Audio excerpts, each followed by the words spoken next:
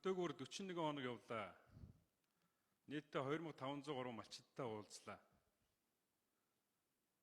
Тэр 2500 гаруй малчтаас үндсэн хуулийн хэлцүүлэгт орсон хүн байна уу? Санал өгсөн хүн байна уу гэхээр нэг ч хүн гараа өрөхгүй байна. Аймгийн төвийн дөрвөн багийн иргэдийг ченжийн тохиод цуглуулад 1500 гаруй хүн ирсэн. Тэр хүмүүсээс үндсэн хуулийн хэлцүүлэгт орсон хүн байна уу гэсэн чинь 7 хүн гараа өргөжлөө. Тэр нэг 4000 гаруй хүнээс дөнгөж 7 хүн энэ үндсэн хуулийн хэлцүүлэгт орж саналаа өгсөн ба шүү дээ. Аймгийн төвд нэг 2 их хурлын гишүүн очиод үндсэн хуулийн хэлцүүлэг зохион байгуулсан гэвэл тэрэнд нь 218 хүн орсон. Тэр аймгийн төвшөнд 218 хүн үндсэн хуулийн хэлцүүлэгт орсон байна. Тэгсэн мөртөө энэ үндсэн хуулийн хэлцүүлгийн тайлан дээр болохоор 163 мянган хүн орсон гэж юм яриад. Тэгээд хүмүүсийг бүгднгийнх нь саналыг авцсан гэж яриад байгаа юм.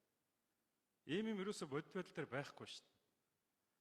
Бодит байдал дээр ийм байгаа учраас арчсан нам энэ ард нийтийн санал асуулыг заавал явуулна гэж шаардаад байгаа байхгүй юу? Иргэдээсээ асуужаж энэ үндсэн хуульд өөрчлөлт оруулна. Бусдаар энэ гэмт хэрэгт холбогдсон энэ 55 их хурлын гишүүн бол дордохын 7 өөрчлөлт бусдыг нь бол өөрчлөлт хийхгүй хүмүүсээ л ёс суртахууны хийхгүй хүмүүсээ гэж яриад байна шүү дээ. Тэгэхээр үндсэн хуулинд өөрчлөлт оруулах 3 үндсэн шалтгаан байна. Ер нь бол яг хуу сайн өөрчлөлтүүд байгаа. Гэхдээ гуй дагаж хүзүү өгчээр энэ төрд олон жил богссон нөхдүүд өөрсдөө олон жил энэ төрдөө байхын тулд хэд хэдэн заалтыг хамт оруулж ирж байгаа. Нэгдүгээр тоог 108 болох юм уу 99 болох замаар гэмт хэрэгт холбогдсон тэр 55 нөхөр сэмхэн улсын хурлд дахин сонгогдох тэр боломжоо өөрсдөө авчина. Энийг ард түмэн эсэргүүцэж байгаа. 76-гаа яая гэж. Хоёрдугаарт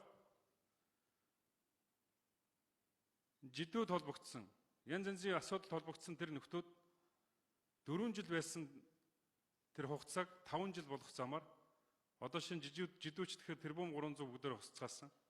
Улам нарийн зохион байгуулалтаар 2 тэрбумыг 1 жил ихсгэж жагаад 2 тэрбумыг хусгах тийм бэлтгэл ажиллаа хийж шин. Олон жил та нарыг тэжээж чадахгүй гэж ирж байна. 3 дугаарт нь сонгуулийн тогтолцоо буюу пропорционал элемент намаар сонгогддог тэр заалтыг оруулж ирж жагаад олон жил энэ буг болсон нөхдүүд дахин сонгогдох тэр боломжоо өөрсдөө авах тэр нөхцөл болцоог гаргаж авчихна. Өнөөдөр засгийн газар унгаанаа гэж ярьж байгаа.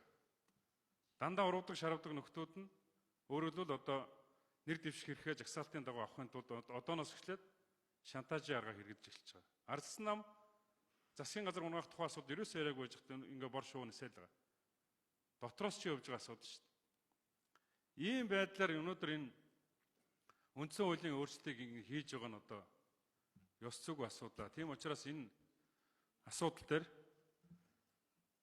миний бие энэ маш их олон хүмүүсийн хүсэл сонирхол байна. Энэ чинь үндсэн хууль гэдэг бол эв нэгдлийн гэрээ шүү дээ.